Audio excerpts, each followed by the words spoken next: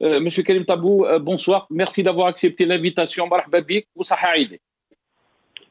أهلا وسهلا صحة عيدكم. Mes salutations à Mohsen et à tous les invités. Ça fait plaisir. Smaïl Almas qui est avec nous aussi. Smaïl Almas également, mes salutations. Merci Karim Tabou. Si on revient un peu sur la journée d'hier, Karim Tabou, on a vu bien sûr des arrestations. On parle de plusieurs centaines. On a avancé un chiffre de 1000 personnes qui ont été arrêtées hier sur tout le territoire algérien, 25 wilayas. Comment peut-on qualifier la journée d'hier, Karim Tabou? Ce fut une journée où le pouvoir a cru pouvoir se saisir de cette occasion, vu d'abord les circonstances de l'Aïd. Et vous connaissez bien la sociologie des grandes villes algériennes. Ils sont cosmopolites et ils sont composés de gens qui viennent d'autres villes, d'autres wilayas.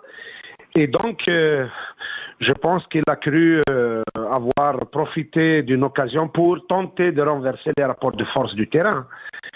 Il y a eu mise en place d'un véritable arsenal de guerre contre le peuple, avec comme image, exhibition aux yeux de la population des moyens de répression, des fusils lance-crémogènes, etc.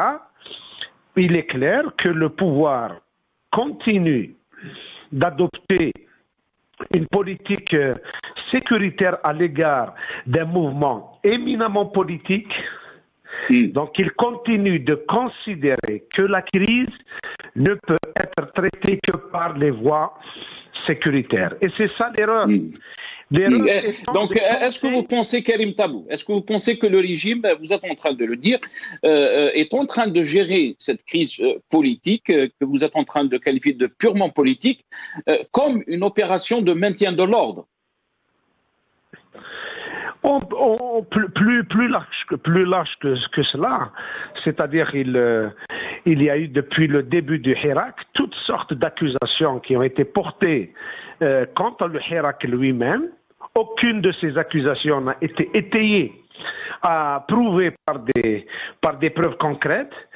Souvenons-nous des fameuses personnes arrêtées au tunnel de la faculté qui auraient tenu entre leurs mains matériel sophistiqué, qui voulaient faire exploser des choses au milieu du Hirak. Puis, souvenons-nous des accusations de la main étrangère, et le ministre de l'Intérieur de l'époque avait même parlé d'Israël et d'un pays occidental et d'un pays arabe sans jamais indiquer qui sont ces pays. Et puis par la suite, il y a eu l'opération Dahdouh 1 et l'opération Dahdouh 2. Et puis il y a eu tentative de diviser le Hirak en jouant sur les particularismes, sur les régionalismes et sur les ethnicismes que le pouvoir a toujours manipulés. Et puis on arrive à des opérations par lesquelles le pouvoir veut reconstruire le mur de la peur. Nous avons dit depuis le début du Hirak que le génie, que la chose la plus extraordinaire du Hirak, c'est le fait d'avoir brisé le mur du silence, le mur de la peur, imposé par des décennies de violence. Et si le Hirak a réussi à briser ce mur de silence et de terreur et de violence, par la voie pacifique, en ayant apporté la démonstration que le peuple algérien, malgré l'accusation portée contre lui, que c'est un peuple voleur, que c'est un peuple anarchique, que c'est un peuple terroriste, que c'est un peuple à qui on a porté toutes les accusations, mais finalement, il a forcé le respect. Il a forcé le respect d'abord au niveau international, notamment à travers la diaspora qui a fait preuve d'un exceptionnel civisme et de sens de responsabilité, mais également à l'échelle nationale, malgré toutes les opérations et manœuvres qui furent menées par le pouvoir, est resté unis dans le cadre de l'unité nationale, d'une manière pacifique. Il n'a jamais répondu aux provocations. Et la preuve, c'est ce vendredi. Je pense que c'est le peuple qui a évité l'irréparable. Le peuple aujourd'hui, c'est lui qui est en train de protéger ce pays. Je rejoins c'est Mohsen Belabbès quand il dit c'est le Hirak qui est en train de protéger le pays. C'est le pouvoir qui pousse à l'extrême. Le pouvoir pousse à l'aventure. Et c'est le Hirak qui est aujourd'hui comme une digue pour protéger ce pays. Et c'est ça l'esprit de responsabilité. Et je pense que cet arsenal, entre guillemets, cet arsenal de guerre qui est mobilisé, sur le plan tactique, je peux dire que c'est la bataille psychologique de gagner par les Algériens. Parce que quand un pouvoir arrive à ce stade, jusqu'à assiéger des wilayas entières, à occuper la rue, à mobiliser des milliers et des milliers et des milliers d'agents des services de sécurité pour remplacer le peuple. En fait, il a ramené un peuple avec des bâtons à la main pour remplacer le vrai peuple. Lorsque vous êtes dans une attitude de substitution d'un peuple en uniforme contre le peuple pacifique, démocratique, et là, c'est la dictature. Ça, c'est la définition de la dictature. Karim Tabou, est-ce que ce régime a le choix, mais seulement celui d'écouter le peuple qui demande, bien sûr, Daoula Madaniya, Machi Askariya, qui demande donc une Algérie libre et indépendante, une justice indépendante. Karim Tabou. En tout cas, il y a des exemples qui sont là. Si vous voyez le nombre de réfugiés de beaucoup de pays qui, par la faute de leurs dirigeants et qui ont poussé vers l'extrême, ben ils sont plus de 10 millions de Syriens à se retrouver dans toutes les capitales du monde à faire l'aumône et à se retrouver dans des conditions de précarité, de violence en tout genre. Je ne veux pas faire les parallèles entre l'Algérie et la Syrie, mais le départ du pouvoir serait la solution la moins coûteuse pour un pays comme l'Algérie. La solution la moins coûteuse serait que ce régime choisisse de partir d'une manière pacifique, parce que le peuple a donné une leçon sur les possibilités de chercher des solutions d'une manière pacifique. Jusque-là, le peuple algérien n'a pas apporté une quelconque revendication, j'allais dire, de nature à régler les comptes ou à proclamer la violence quelconque. Bien au contraire, il a fait preuve de sagesse, il a fait preuve de responsabilité, il a fait preuve de pacifisme et il n'a pas voulu que le Hirak bascule dans un sens ou dans un autre.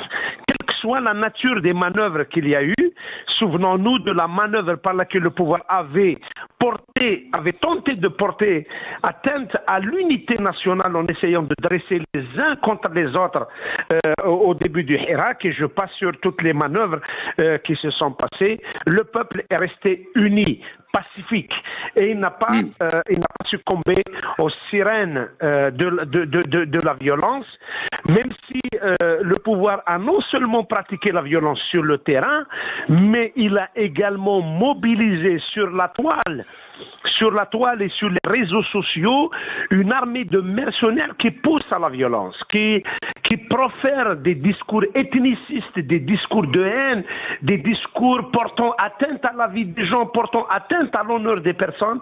Mais malgré cela, les Algériens, ils sont restés pacifiques. La contre-révolution a été violente. La contre-révolution veut pousser à l'extrême. Le pouvoir est en train de chercher dans le Hirak et il n'a pas trouvé. Il a essayé de trouver toutes les vulnérabilités du Hirak. D'abord, il a fait des tentatives de corruption. les tentatives de sortir du Hirak des gens qui vont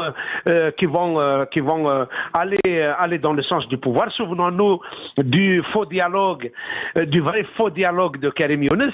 Et par la suite, il a tenté plusieurs fois, il a essayé de trouver des relais dans le Hirak. Et à défaut justement de trouver des relais dans le Hirak, on a vu les campagnes de dénigrement, d'attaque contre le Hirak. Les dernières fut que certains, entre guillemets, qui se proclamaient d'ailleurs militants du Hirak et qui avaient porté des accusations contre le Hirak sur les slogans, sur un certain nombre de choses, et on est passé dessus, on a avancé dans notre lutte. Et aujourd'hui, à mon avis, contrairement à tout ce que peuvent penser certains, sur le fait que dans la société, on diffuse quotidiennement le discours qui veut convaincre les citoyens que les vendredis n'ont rien à apporter.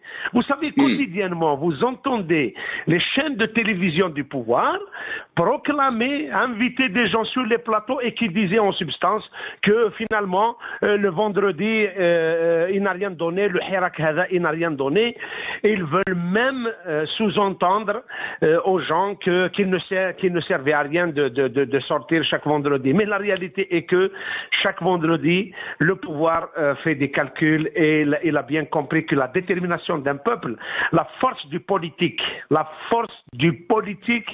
est la meilleure barrière qui va stopper la politique de la force.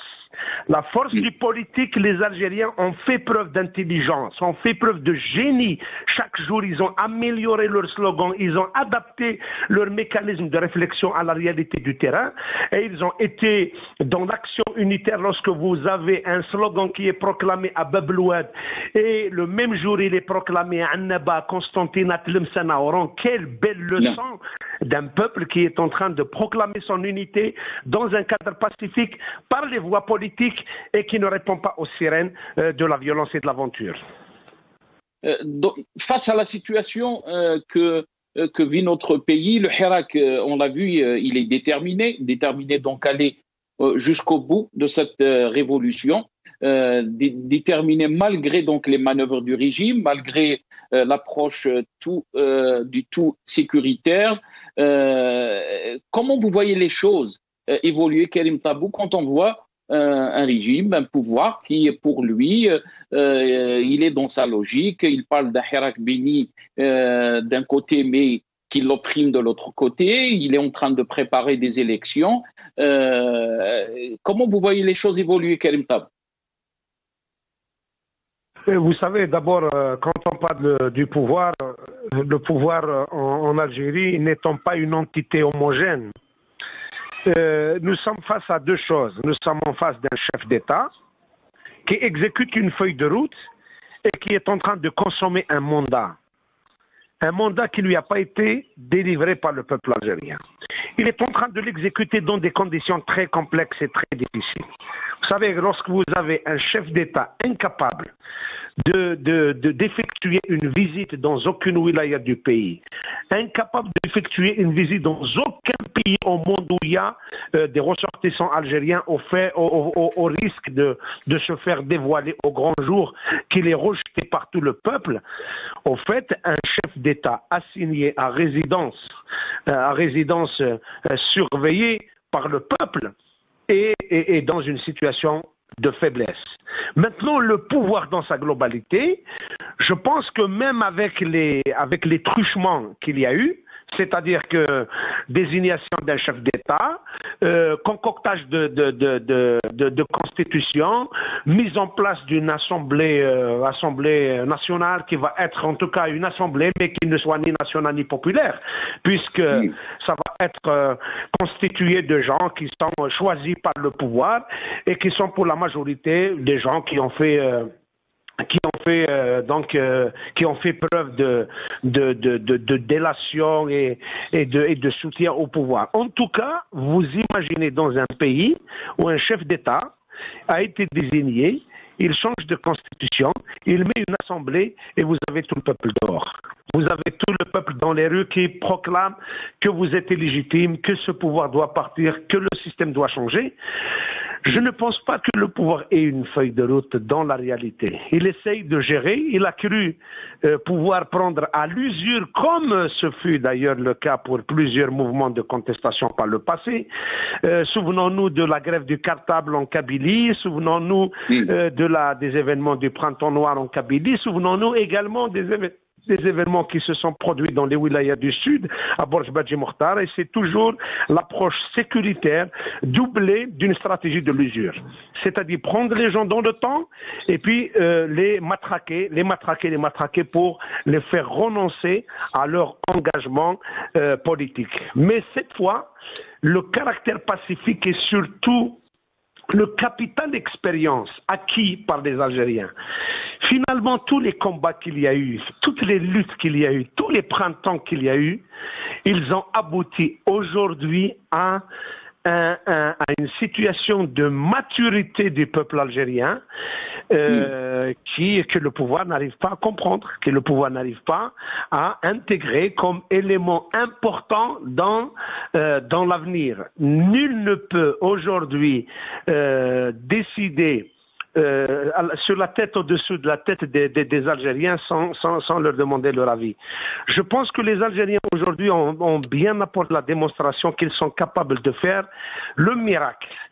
On le disait et les gens disaient non, pendant les 20 années de Bouteflika, pratiquement le peuple était absent, sinon plus des franges entières de la population étaient enrôlées dans les pratiques de la corruption. Mais finalement, les ressorts de la société sont si puissants qu'ils tirent d'abord une fureur de cette indépendance confisquée, des sacrifices énormes consentis par le peuple algérien, et puis des luttes qui ont été menées par des générations et des générations de militants. Quel bonheur pour un militant qui était là depuis 62, en train de se battre en 62, en 1980, en 1988, en 2001 et bien après, qui voit que ce pays a eu un tel réveil par rapport à toutes les actions inachevées et même parfois ratées des luttes du passé, il ne peut que sentir le bonheur que ce pays est en train de faire le miracle. Et on a Karim Tabou, est-ce que vous pensez que la donne a changé, que le peuple n'est plus le peuple des années 80 ou des années 90 et que le régime n'a plus le choix, mais seulement d'écouter son peuple? Karim Tabou. Vous savez, Mouloud Ma'amri Rabbi Rahmou, il a laissé une très belle citation, à chaque fois c'est bien de la rappeler. Il dit quels que soient les obstacles que l'histoire lui apportera, c'est dans le sens de sa libération que mon peuple et les autres à travers lui ira. C'est-à-dire, quelle que soit la nature des obstacles qui vont se dresser contre le Hirak, contre la volonté du peuple, en tout cas c'est vers sa libération, c'est vers sa réussite, c'est vers sa victoire que le peuple algérien est en train d'aller pas à pas.